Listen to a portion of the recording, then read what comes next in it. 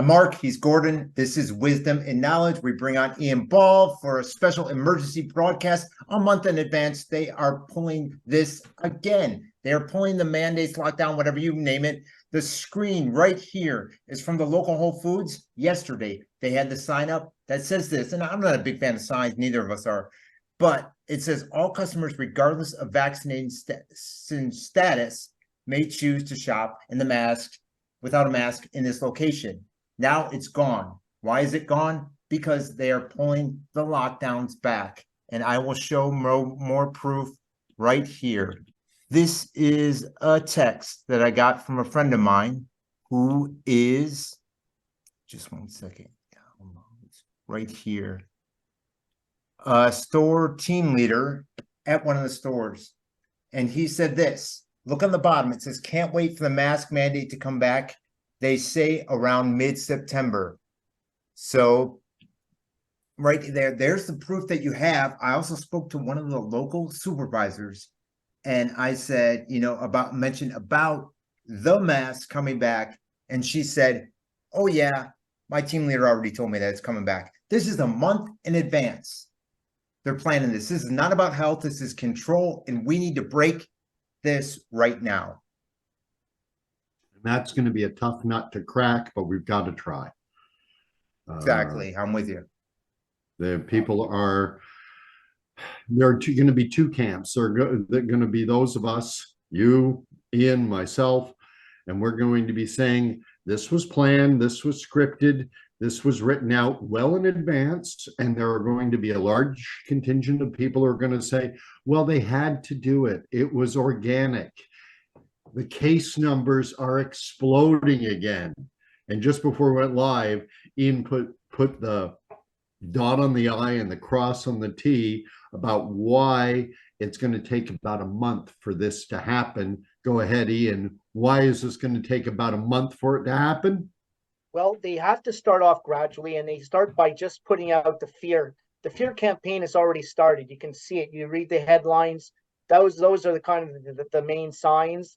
And they're going to start off, and they usually choose key or specific, whatever, states or provinces or places where they actually started. And as I understand, there's a hospital in New York State that's already implemented it. So, it's kind of like a domino effect. So they just want one to start, and they're going to have a way to kind of justify that as well with the numbers. So we'll have to wait and see if they're going to try to do some form of rapid testing like they did last time, or some form of diagnostics, just to kind of make it seem like there's numbers. And then, once if they're able to get that, then they'll push it all the way, but they'll have to wait till the flu season starts to get ramping up, because then they'll start pointing to those numbers.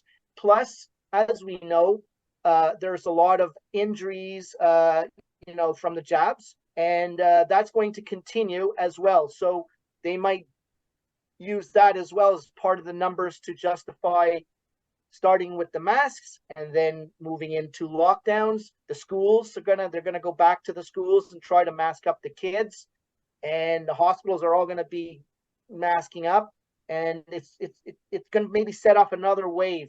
But let's see what you think, Gordon and Mark, on that front. And government's already ordered supplies, testing, whatever you name it. And who reaps the big benefit of all this? Well, Gordon's mentioned it before that the new shots come out. Big Pharma is raking the dough once again. It's not about health.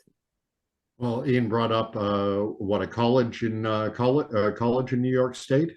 There's a hospital, and I'm going to try to find it, and I'll send that information out. I know a college in Georgia too. Pulled right, the there's a college, Raymond Morris. So it's got the something name like Morris, that, yeah. Morris in it in Atlanta, Georgia. Then there's Washington Healthcare Facilities are bringing back mask mandates. Lionsgate Studios, they're bringing it, yeah. In California, has brought it back to certain locations, and they're on strike right now. So how does that work? The Hollywood strike. Who knows? And there's one more. There were, and I'd have to look it up, but there were 3 different elements within the United States. Washington State Healthcare, yeah, those were the three. Washington State healthcare workers, Lionsgate in the Atlanta Studios college. in California, and then this Morris College in Atlanta. And now Ian's bringing up certain healthcare facilities in the state of New York. So it's a slow build up, and then other useful idiots, so will be the word I will use, will follow suit, and it builds support, and it lends to this narrative that, well, we had to do it. It's organic. It just happened. Those guys like Ian, Mark, and Gordon, they just got lucky again. For the umpteenth time, Gordon. It wasn't planned. This is just happening. And I think Ian's point is central about the flu season coming in, because flu season is when hospitals normally get inundated. Hospitals are war zones. You can go back to pre-COVID eras, and you can read about, for our context in Canada, about hospitals in Quebec, about hospitals in Ontario being war zones. Before COVID came along, I read a story in a mainstream media outlet that talked about the fact that they were treating patients in the waiting room because there were no more available beds because of seasonal influenza, and that was 2018, 2019. Before COVID, it was routine for hospitals to be inundated. Now, what they do is everyone coming into hospital has to be tested for COVID. Everyone who tests positive automatically is a COVID patient. And how do you tell the difference between a flu diagnosis and a COVID diagnosis? Symptomology, they're the same bloody disease. Yeah. They have the same symptoms. So instead of a flu patient, you're now a COVID patient. And now they can sell the panic porn and justify masks. They can justify remandating the crappy and ineffective and dangerous COVID shots, for which there will be a new one. My understanding is the United States is going to be rolling them out first at the end of September, beginning of October, with Canada to follow end of October, beginning of November. Yeah, and of course, people's weakened immune systems are going to contribute to this problem as well, and they're going to use that, right? Everyone who's had their 5th, 6th, 7th shot, are going to have practically no immunity and anything hits. So when we had Robert Malone on, he talked about immunosuppression, suppression of a person's natural, innate, and normally robust immune system, especially younger, healthy people. It's now been weakened. Yeah. Jesus, now let me ask you guys something. Obviously we've proved our point, or at least we presented the evidence that it's been a month in advance that they planned this. Do you think it's even further than that? Because a place like Whole Foods, they normally have this team member appreciation week, June, every year, June, since they've started it, September this year. So I'm thinking they moved it to September because right after that is when it's going to turn into a prison cell for these workers.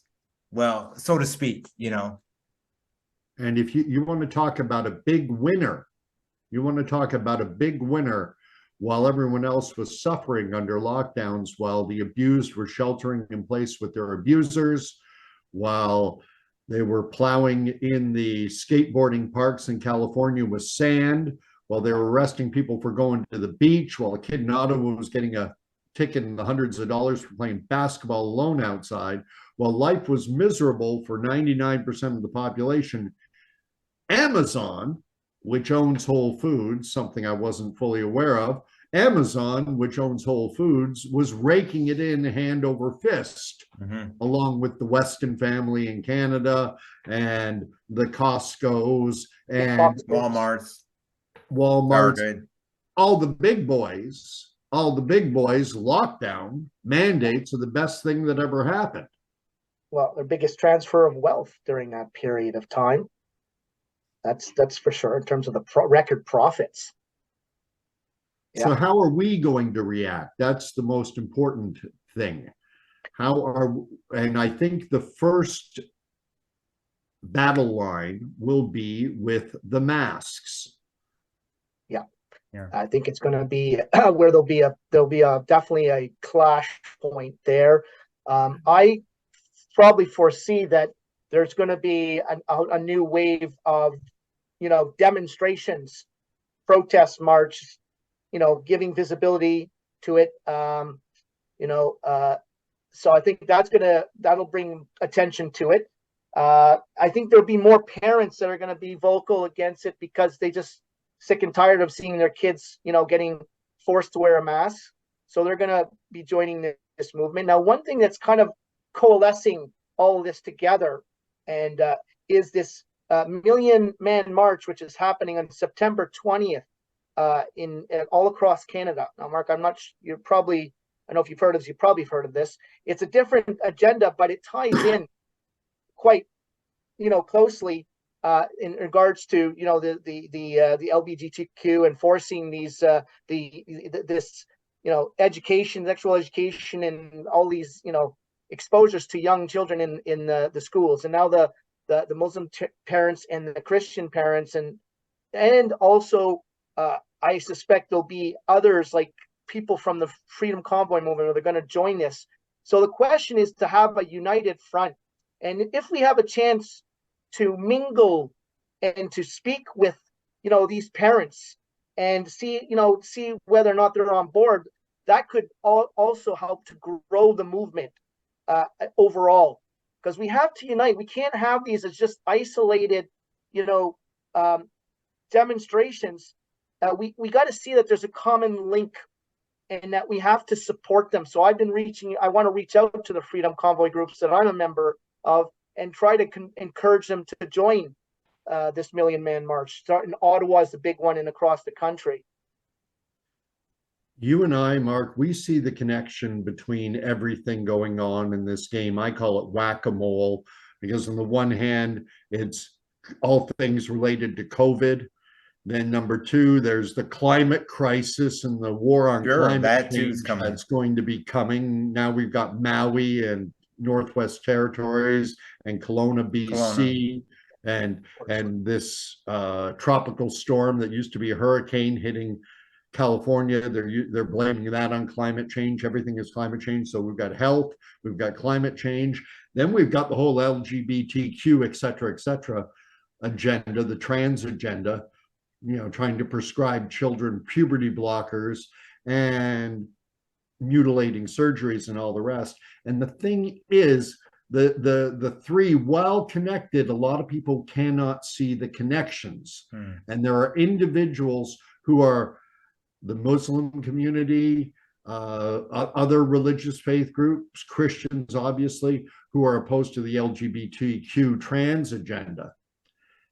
Many of them are inclined to go along with the health scare.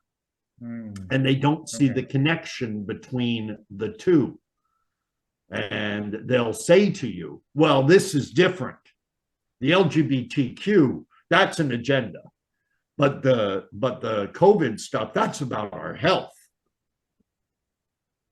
And it's a challenge. It'll be a challenge to get people to open their eyes and to see those connections, because those connections are not obvious. They're tenuous. Well, the other thing too that I want to bring up is you got to think outside the box this time. Could you imagine if all the let's say the retail sector, if all the retail people that are sick of this staged a day walkout between US and Canada, they staged a day walkout, they would be crippled. These retailers would be crippled without people. They're already trying to phase out with the AI, phase out people, phase out human interaction. It would cripple them if everyone did something like that. It'd be hard to orchestrate, and it still might not be nearly enough, but it's like playing a game of chess. You have to think about what your move does, and then you have to think about how the opposition is going to react to your move. And so let's say there is a 1 day or a 1 week or a walkout among retail workers across Canada and the US. They want, remember the early days of the lockdown, they shut down retailers. Not the Well, big box, not us. It wasn't about health. I mean, not the big not boys. places I was at. Yeah. However, remember, they also hit the big boys here in Canada, in Ontario and in Manitoba. It started in Manitoba. They started to tell you what you were allowed to buy. Exactly. They closed off sections of Walmart and yeah, you name it. Socks and underwear are no longer essential. Yeah. Your Totally. booze and your weed, those are essential. Those you can get. Yeah. But a present for your child's birthday or your granddaughter's birthday, sorry, that's not essential. Go get them some marijuana that you can buy. And so what I'm suggesting is that if everything's shut down, that might just play into their agenda. They would find a way to, it would be inconvenient. We'll only have management staff on hand and you'll have to use self-checkout. And it'll take you long, but we need to keep people apart anyway, so this is a good thing. Got to think about how they would react. That's a good point. Yeah. Yeah, it's true, because not only are they just thinking about like the moves that are happening in the present, we're at a great disadvantage because, this is a multi-generational agenda. It's been going on for generations.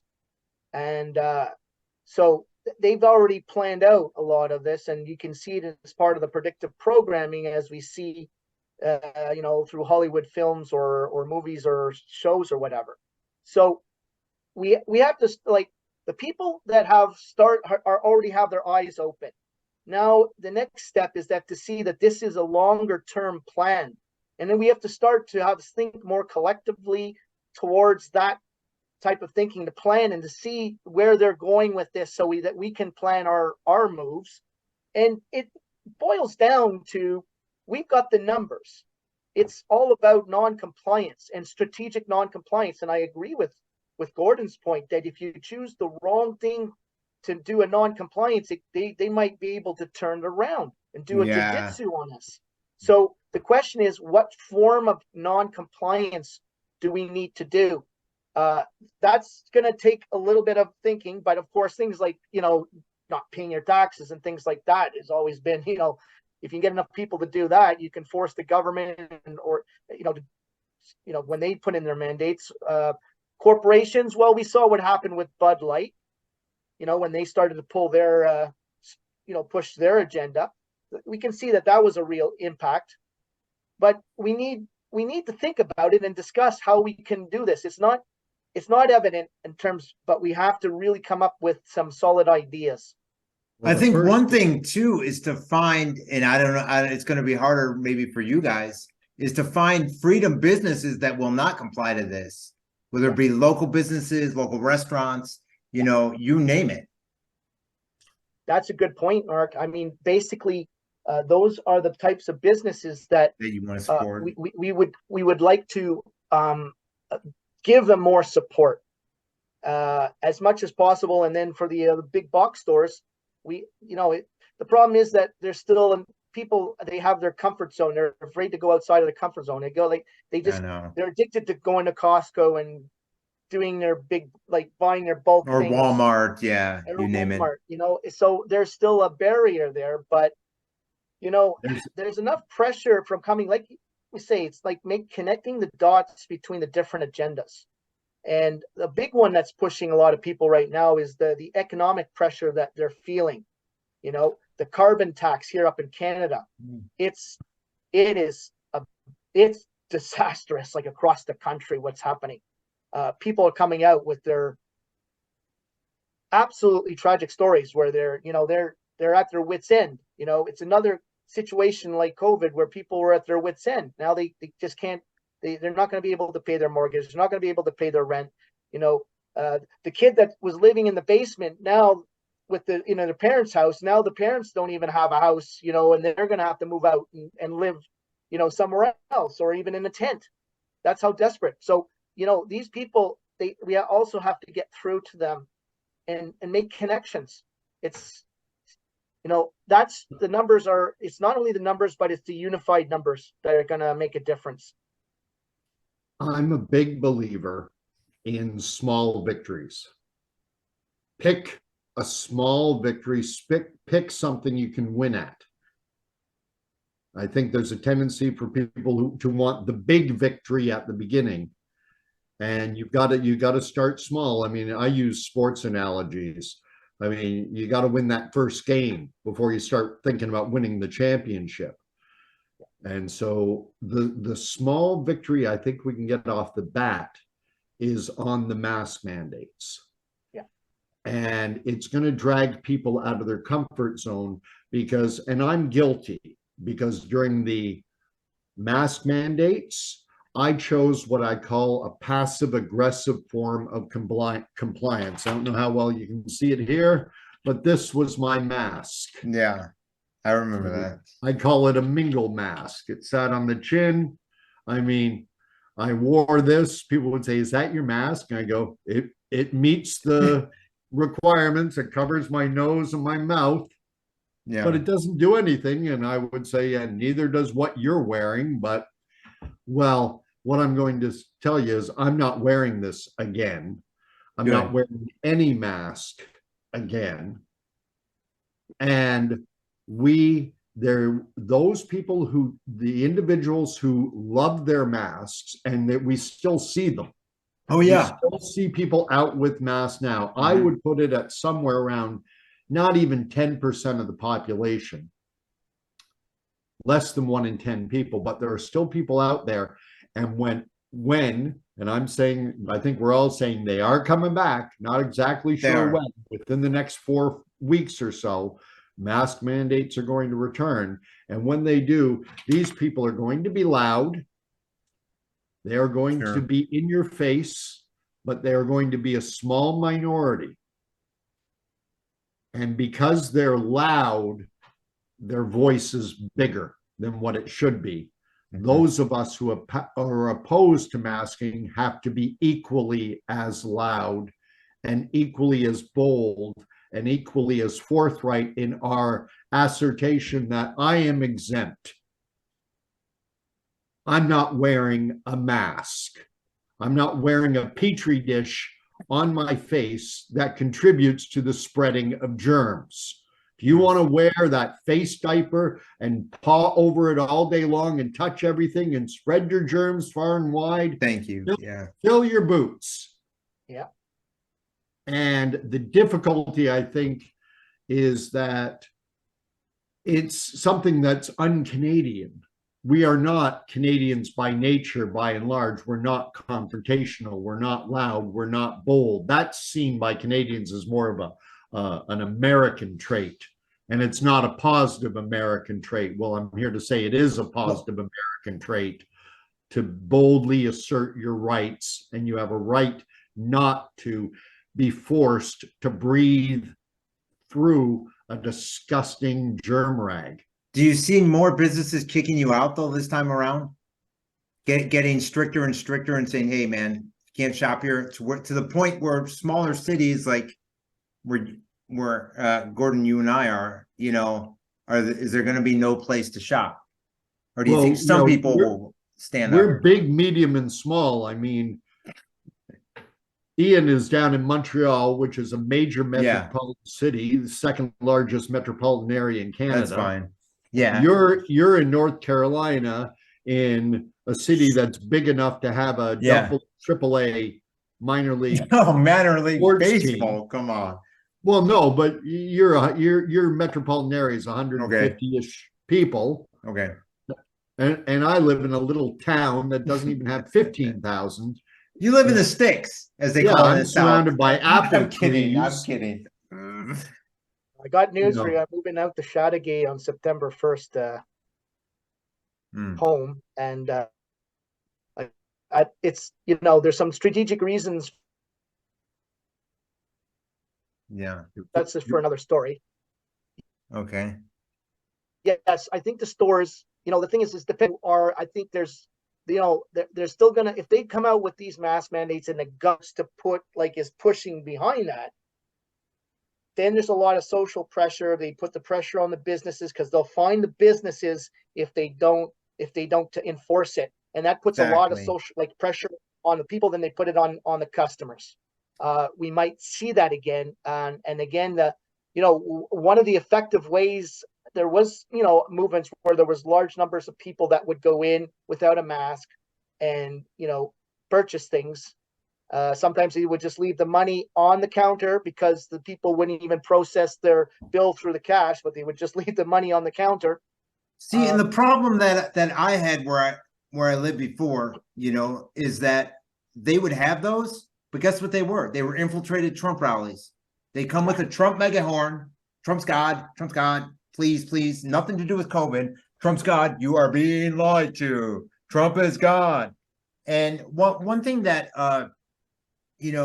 Shannon brought up that we've interviewed, Gordon, Shannon, who was in Southern Arizona, she said that she thinks they're going to drag this out because next year is the political nonsense. And I said, this isn't a political year. And she goes, well, they're going to drag it out. Now, do we know that? No, we don't. And one thing that I wanted to touch upon is these people that are, the three of us were not in the politics, so to say, but these people that are counting on some politician to save them, and you set it up here, Paul, Trump, RFK Jr., who knows what the future is going to be like when you look at these Agenda 2050 maps, and with the one world government, there's not even going to be a U.S. and Canada. It's going to be the North American, whatever the 11 regions that they the propose. state of North America. Yeah, the North American Union or whatever. Yeah, we're going to be Oceania. There'll be East Asia and Eurasia, to use an old Orwellian 1984 line. Politics is a distraction at this point. Thank you. Politics is also being used to conquer and divide the population. It is. Thank you, Gordon. They've taken Trump is basically being used to keep a large number of people away from asserting for their constitutional rights. Screw your freedom. Yes. You're a schmuck, Arnold Schwarzenegger, right? It's group identity politics. Are you one of those Trump supporters? Are you one of those JFK supporters? RFK Jr., yeah. Yeah, are you a Polyev? They're doing it here in Canada big time. Sure, I can imagine. Trying to paint Polyev as being Trump light. Or reaching out to the far right. That's right. And Canada, if you're a good person, you're progressive and you're affirming and you're inclusive. They choose their words very carefully to make everything that's pro-agenda the positive words. Anyone who pushes back against the agenda gets negative labels stuck on them. And look at us, we're three white straight men. We've been canceled. You can't listen to Ian, Mark, or Gord because these guys just a bunch of racist white privileged guys. Jeez. And it's an effective strategy. And the only thing we can't be is there's a tendency to want to, oh well, what can we do? I guess I just have to go along. No. We've got to be loud. We've got to be assertive. And one thing that Ian brought up is the strength in numbers. I think that those numbers include that people are sick of politics and they know that the politicians are, the problem. So conquer and divide, like Gordon said. But I think a lot of people see through the bullshit. Yes. Well, it's an old saying, but the left wing and the right wing are both parts of the same bird. Yeah. The architects behind this agenda are controlling both sides of the aisle, to use an American term.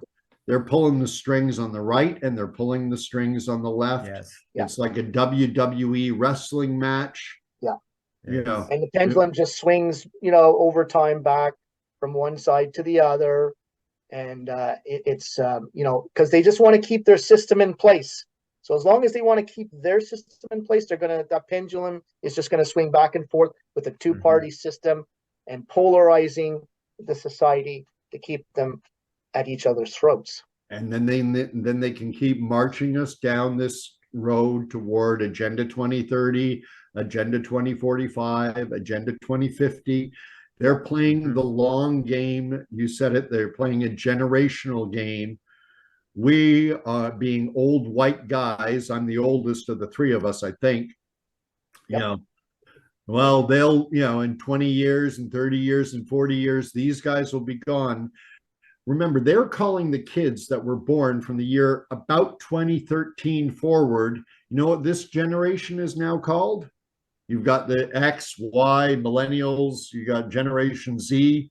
Well, the current generation, those who were born post 2023, this is Generation Alpha. Look into that.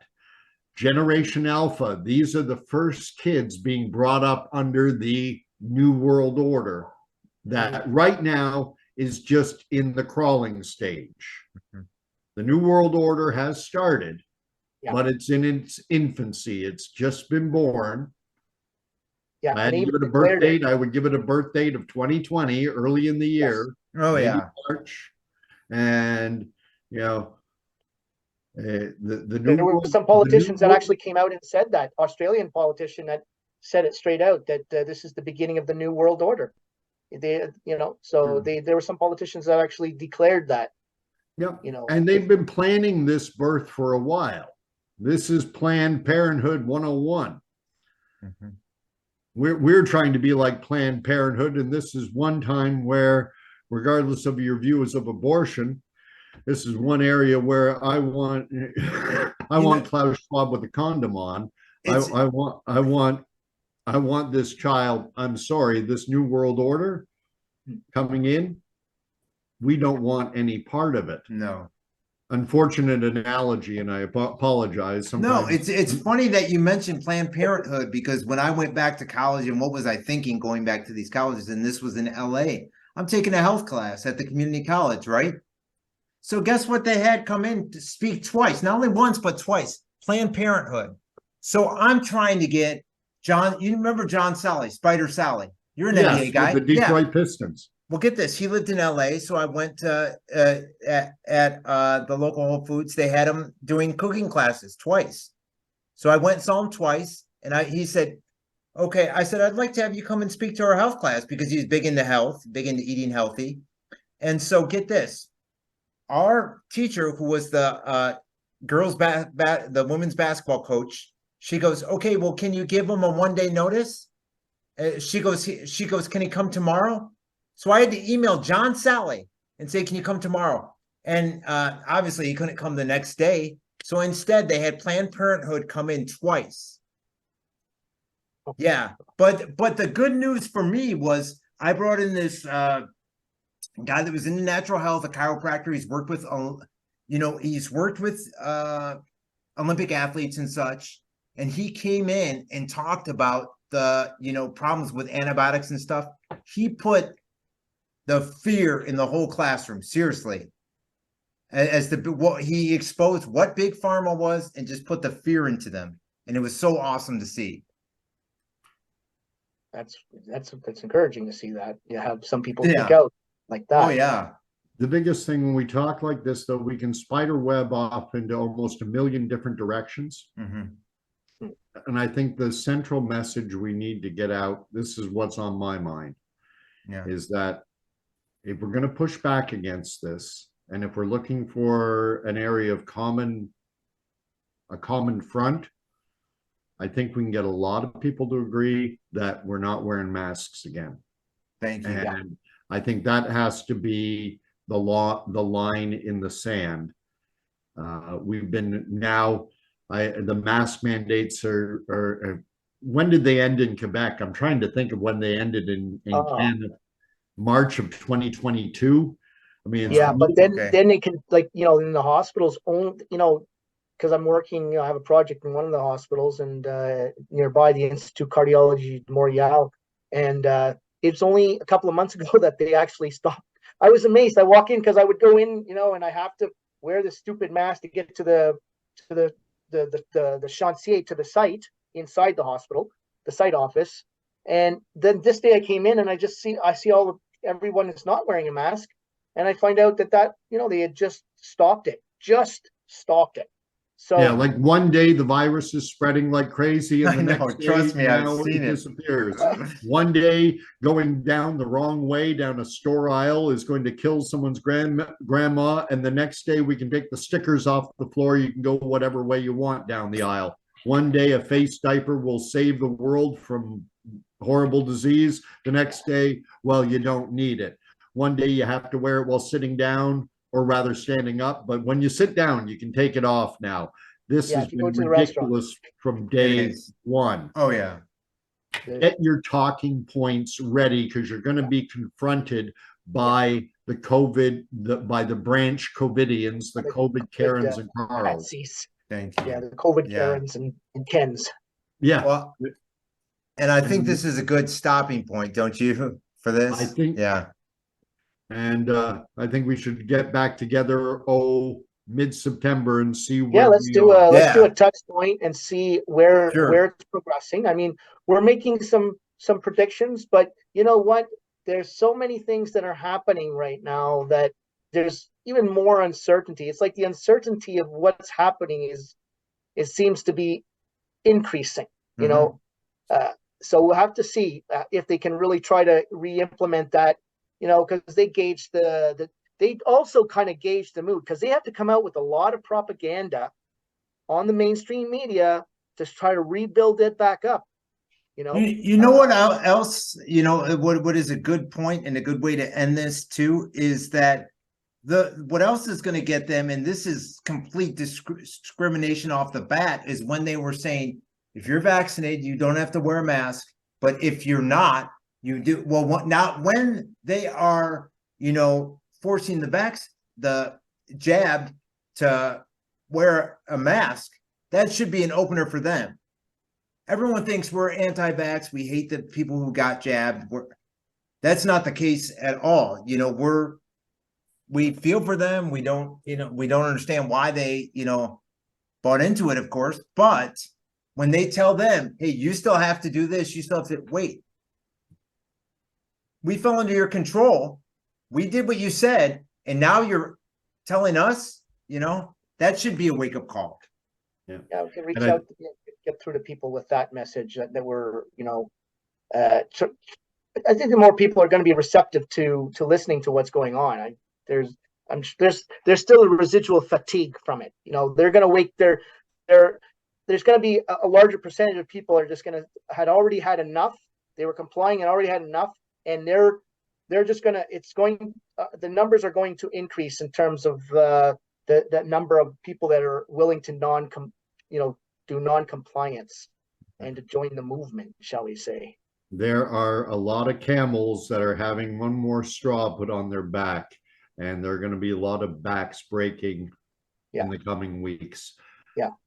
Probably the best way to end it off is with a reminder to, if you enjoyed this dialogue, if you enjoyed this discussion, if it gave you food for thought, then like it, subscribe to the channel, share it out, post comments below, and look back, because we'll be coming. Mark's got more great things lined up. If we disappear on YouTube, so to speak, I'm not saying that we are. BitChute, Spotify, you'll find us over there. Great. Thanks so much.